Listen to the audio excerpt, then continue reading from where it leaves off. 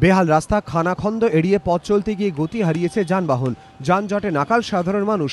কিন্তু নিরুপায় কলকাতা পুরসভা। বিরোধীদের অভিযোগ, অর্থ সংকটের জেরে থমকে গিয়েছে অধিকাংশ কাজ। করের টাকা থেকেই খরচ হয় রাস্তা সারাইয়ের কাজে। অভিযোগ, কর আদায়ে ঢিলেমির কারণে টান পড়ছে তহবিলে। ফলে রাস্তা সারাইয়ের কাজের জন্য টাকা বরাদ্দ করা হচ্ছে রেস্টোরেশন ফান্ড থেকে। পুরসভার রাস্তা খুঁড়ে কোনো কাজ করলে তার সারাইয়ের জন্য যে টাকা দিতে হয় তা জমা পড়ে এই ফান্ডে।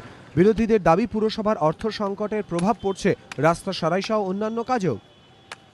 পুরসভা সূত্রে খবর, বর্তমানে পুরো তহবিলে রয়েছে 150 কোটি টাকা।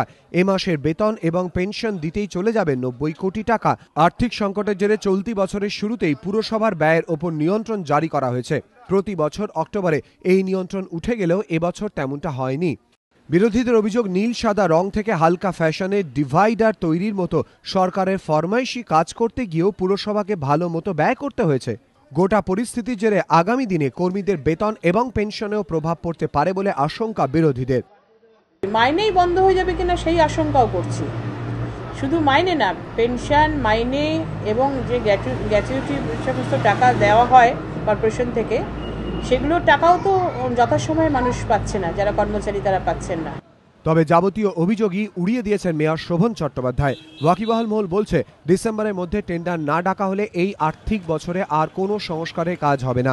কিন্তু পুরসভা যা আর্থিক হাল, তাতে আদৌ টেন্ডার ডাকা হবে কিনা তা নিয়ে শঙ্কিত বিরোধীরা। অর্ণব মুখোপাধ্যায়, এবিপি আনন্দ, কলকাতা।